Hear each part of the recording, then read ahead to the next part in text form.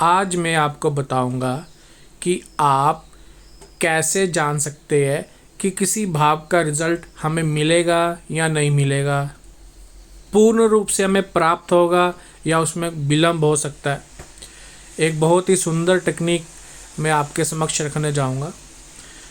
आपको क्या करना है, लगन कुंडली को देखना है। लगन कुंडली में यह देखना है कि जो लगन भाव की डिग्री जो भी हो, जैसे कि जो आप बोलते हो फर्स्ट हाउस की डिग्री जो भी हो, उसको नोट कर लीजिए। मैं यहाँ पर हाउस की डिग्री बता रहा हूँ आपको। फर्स्ट हाउस जिसको लगन भाव बोलते हैं, उसकी डिग्री को नोट कर लेना है, ठीक है। फिर आपने देखना है कि जो लगन भाव की डिग्री है, जो फर्स्ट हाउस की डिग्री है, उस सेम डिग्री का कोई प्लैनेट आपकी कुंडली में है कि नहीं है। अगर मिलता है तो उसको भी आपने नोट कर लेना है कि वो कौन से हाउस में बैठा है।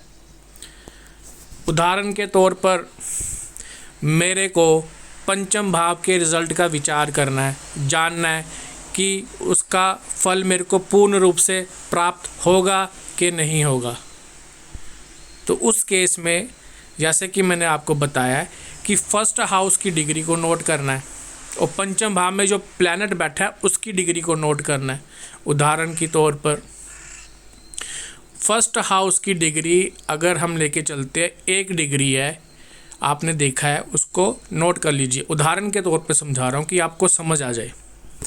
फर्स्ट हाउस की डिग्री को मैंने देखा कि 1 डिग्री है और मैंने देखा कि 5वें घर में शनि महाराज बैठे हैं, तो उसकी भी 1 डिग्री है। तो इस केस में आपको पता लग गया कि जो लगन हाउस की डिग्री है उसकी भी 1 डिग्री है, जो पंचम भाव में जो ग्रह बैठा है उसकी भी 1 डिग्री है। तो इस केस में हम कह सकते हैं कि 5वें भाव का रिज़ल्ट इस जातक को पूर्ण रूप से मिलेगा। अब दूसरा केस बताता हूँ। सेम इसी एग्जाम्पल को हम एक दूसरे तरीके से देखते हैं। लगन भाव की 1 डिग्री है और पंचम भाव में शनि महाराज बैठे 21 डिग्री लेकर। तो इस केस में जो लगन की जो डिग्री है वो 1 डिग्री है, लेकिन जो ग्रह पंचम भाव का जो हम विचार कर रहे हैं उसमें जो प्लैनेट बैठा है वो 21 डिग्री है।